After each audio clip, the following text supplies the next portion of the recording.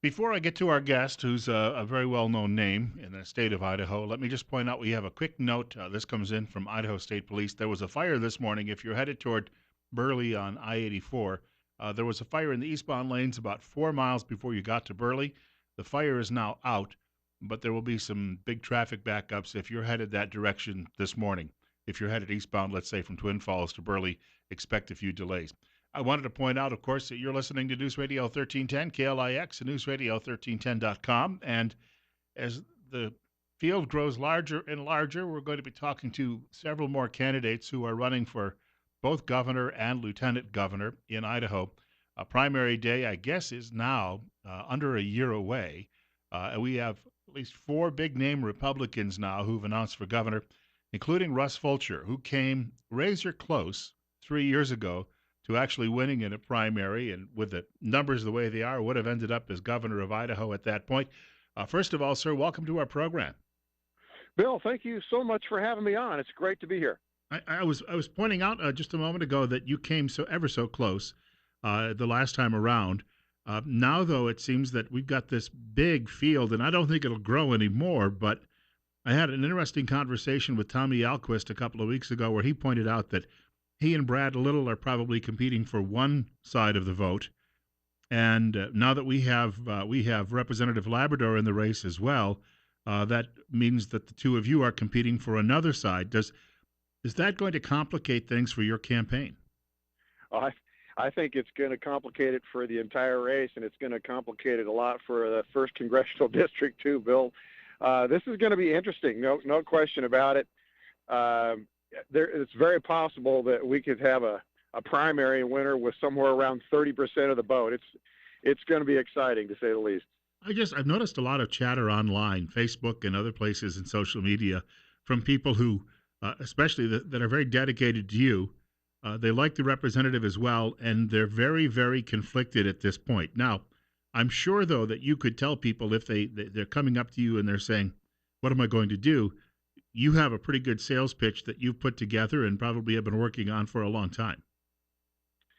Well, part of what we are trying to communicate, I think, is in November of 2016, the country went into a whole new era with the election of Donald Trump, and I think that the constituency spoke very loudly there. And frankly, I think the same thing is going to happen in 2018. Idaho is about to go into a new era. We've had the same governor for 3 different terms now, and with that era, I think there's a real opportunity, Bill, to potentially right size or change the balance of power, if you will, that controls our state. Right now, we've got a tremendous amount of federal authority that goes on within the state of Idaho, and with this administration in the White House and the right leadership here in the state, I think we just might have an opportunity to right size some of that balance of power and put some more of the control back into our local hands. I know that a lot of people out there refer to you as being the constitutionalist candidate or the liberty candidate, but as I understand it, you have a very strong business background as well, and I can't see where any of the four names announced so far would be call it business unfriendly. Uh, but is it a good description to call you the liberty or constitutionalist candidate? I certainly don't shy away from those titles because it's an honor, and I do feel I fit that category. But to your earlier point, I think that I am going to have to make a better effort and do a better job of communicating the business background. I did not focus on that heavily in the 2014 campaign, and the reality is got a pretty extensive background there, and sometimes I do get embarrassed to talk about it because it is pretty significant. But the reality is I need to communicate that message, and that is one of those things I think that will help me distinguish myself from a crowded and talented, experienced field, Bill. We have had a lot of the pundit class weighing in on this, and I read so many of these columns. After a while, I forget whether it was Chuck Malloy or Randy Staples who mentioned it, but one of them pointed out recently that other than Twin Falls, if things had turned differently, let's say here in this part of the Magic Valley, you would have indeed won that primary. So, what was it that didn't? What was it how did well? I guess how did the message fail in this part of the state? Well, I didn't get there, and I'm not making that mistake again, Bill. But that's just the long and the short of it. We were in the race in 2014 for 5.5 months, and that was just not long enough to mount the challenge that I needed to against the sitting governor. And I had nothing personal against our governor, but I was the caucus chairman in the Senate for a number of years leading up to that, and there were just a number of things that I felt were going the wrong direction within the state. And so I was only in that race about 5.5 months, and I, right or wrong, I prioritized certain parts of the state that I knew I absolutely positively had to win, and I just did not spend the amount of time in Magic Valley that I needed to. And it turns out we won the areas that I focused on, but I did not spend enough time in Magic Valley. I'm not going to make that mistake again. I think the message will resonate just fine, and quite frankly, I can learn a lot from people of Magic Valley, but I just didn't focus enough time there. In fact, if people out there have never had a chance to hear you speak publicly, you're going to be coming here in a matter of days. Yeah, I was hoping you'd let me to mention that. I'm going to be there on Tuesday, May 16th, over at College of Southern Idaho in the Taylor Building, 7 o'clock. And boy, it'd be great if some folks would like to show up and get to know me a little bit and let me get to know them. I was going to say these opportunities. There seems to be a strong base of people beyond even your own organization who are from a grassroots level putting a lot of this together. That part of it is, I guess, very organic. And is that a strength you may have that someone else doesn't? I believe so, Bill, and I have to, because the reality is I am never going to be able to compete with the money that at least some of the candidates are going to be able to raise, and they've already got, just from their own individual personal wealth. And money is a big part of all this with the exposure and everything, and so you have to offset that with the ground game. You have to offset that with the grassroots and by just working hard and being smart, and so that is my campaign, the essence of it. And if we wouldn't have had such a strong showing in 14, I wouldn't be in this again. But the reality is that I really was blessed with a lot of people around the state who selflessly got behind me and are still behind me, and that's been the encouragement that said, okay, we're going to try this here one more time and see if it's just not our year in 2018. In my experience with state government over the last few years, I've noticed that uh, many times the governor has been at odds, loggerheads, even with his fellow Republicans over various taxing issues. We think about the recent veto of the grocery tax repeal bill. And it seems to me that he is telling people in the legislature, look, we've got this pie, and if you're going to eliminate a tax, what are we going to do? We're either going to have to reduce the pie or we're going to have to find a new way to fill in the blank. I know that you disagreed with the veto, but how would you make up the difference, or where would you cut? Well, first of all, just a snippet of history. The grocery tax credit was my bill back in 2007 or 8. I think it was 7. And we passed that on the heels of the penny sales tax increase because of the aggressive nature of the tax on food. And we knew that we would have to stage it in over the course of years, Bill, because of that fiscal impact that you're talking about. The governor did veto that, by the way, and so we ran it again with a majority-proof vote count the very next year and passed it, and of course he signed it, and now we have that in the law. But to directly answer your question, I strongly believe, and the economics will back this up, it's a very short period of time before that elimination of the grocery tax will solve itself. We've got our major grocery food chains who are saying, look, if we have the populace in our border towns in Fruitland and Payette and Ontario and the list goes on, we will build, and we will put those facilities on the Idaho side of the border if we know that we're going to have the shoppers there that won't be running across the border to buy their groceries. the employment that'll come with that, the commerce that comes with that, and the extra money that individuals will have in their pocket by not paying the tax on food is going to get pumped back into the system in one form or another. And so I think it's short-sighted just to say, hey, look, we're not going to eliminate this because we simply can't afford to. My philosophy on taxes is that the more that people are allowed to keep in their pocket, the better off generally we're going to be, because that money is going to get pumped back into the economy, and we'll see growth that offsets it. Our guest is Russ Fulcher. He is running for governor in Idaho, one of four well-known Republicans seeking the party nomination in the primary next year. In fact, as I said, I think it's just a little under 52 weeks away now that we're looking at that big day. 59, it's 8:17. Bill Colley with you on Top Story on News Radio 1310, KLIX and News Radio 1310.com. We've got a break in a couple of minutes, and we're going to keep you around until 8:30 this morning. But before we get to the break, for people who'd like to know more in this day of social media, where would you send that? Well, first of all, Bill, we've got our website, just simply russfulcher.com, and everything kind of funnels through there. We have links to the various social media outlets there, and that is a big part of our whole effort, our communication effort. And so simply the website, but we're also active in the on Facebook, and so it's just the Russ Fulcher Facebook, and so we interact with people there, and that's one of those things that I learned from. And you have to know what you don't know, and when I get feedback from people through various forums, whether it's social media or web or in person, those are things that I have to take to heart, and so I encourage that dialogue and that communication. I saw, in fact, on your Facebook page, you were at Shoshone Falls about 2 months ago looking at the flow, but I was surprised. I think you're the only person who shows up there wearing a suit jacket. Yeah, well, I had a few other things going on at the same time, but you can't miss Shoshone Falls when the flow is running that high. So we got a couple of things. Got to put a little fun in with it.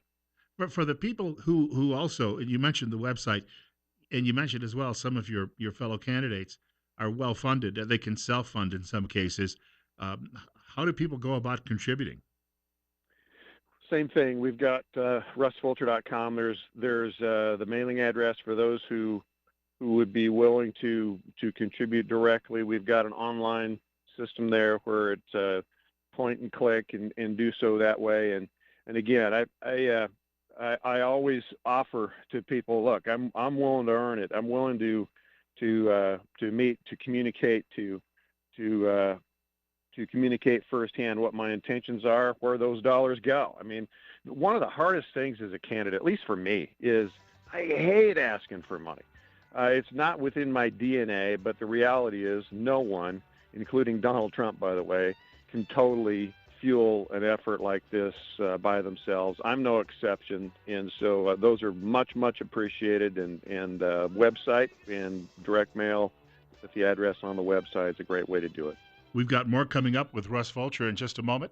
He is a Republican candidate running in the primary for governor of Idaho next year. It's 8:20. It's 59. Bill Colley with you as well on Top Story on News Radio 1310 KLIX and News Radio 1310.com. I wanted to mention our guest, Russ Fulcher.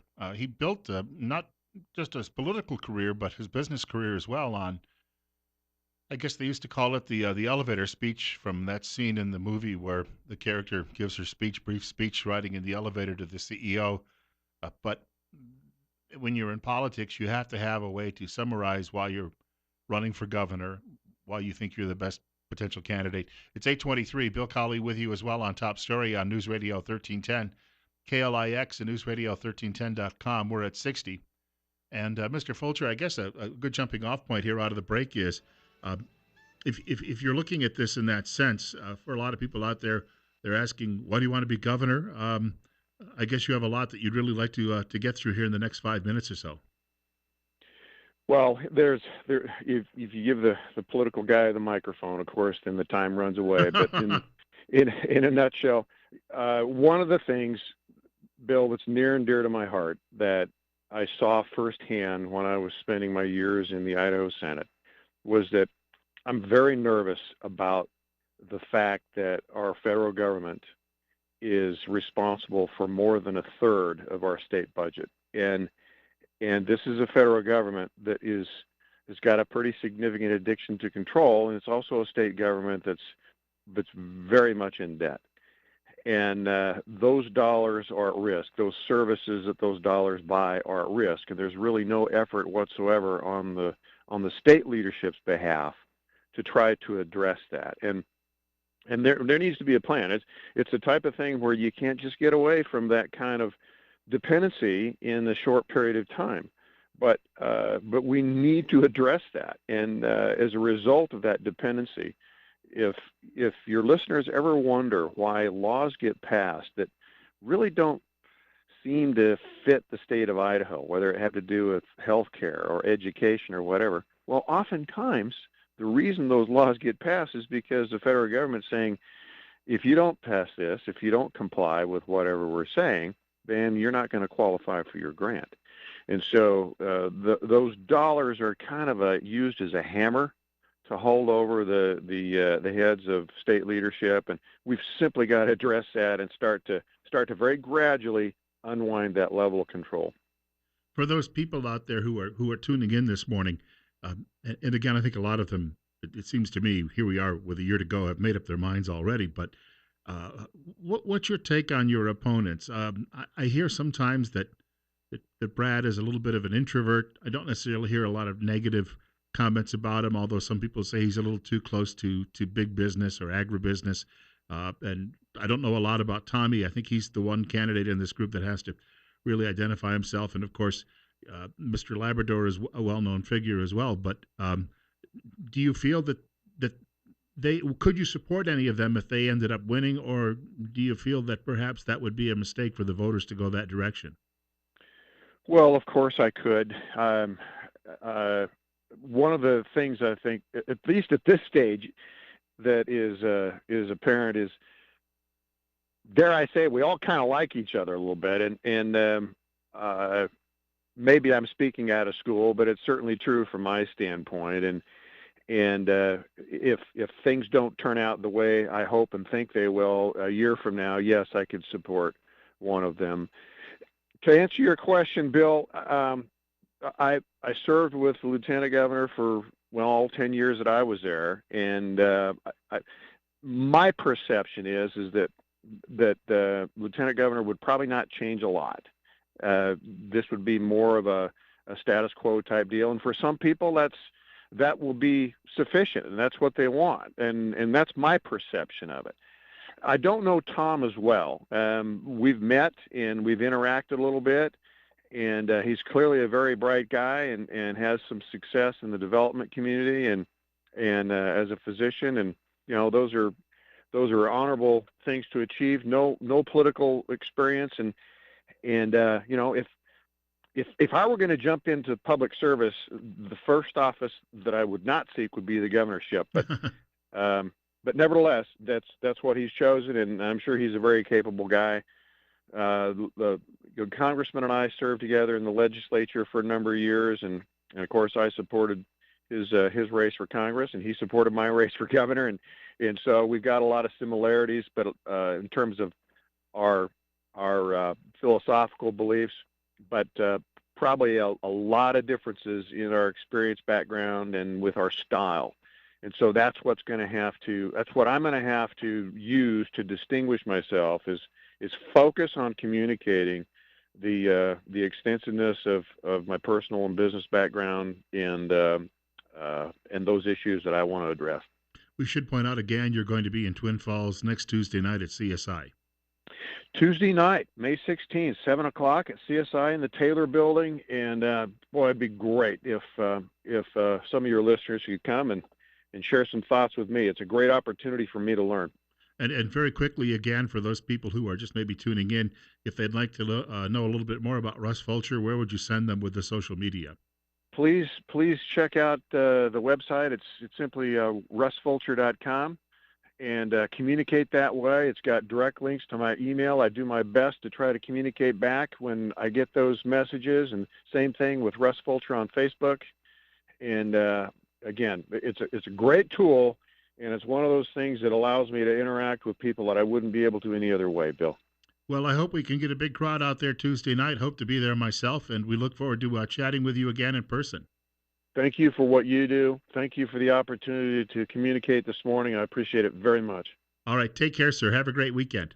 Thank you so much. Bye-bye. Russ Fulcher joining us this morning on News Radio 1310, KLIX, and NewsRadio1310.com. One of the four announced Republicans who are looking to be the next governor of Idaho. Primary day, a little under 52 weeks away now.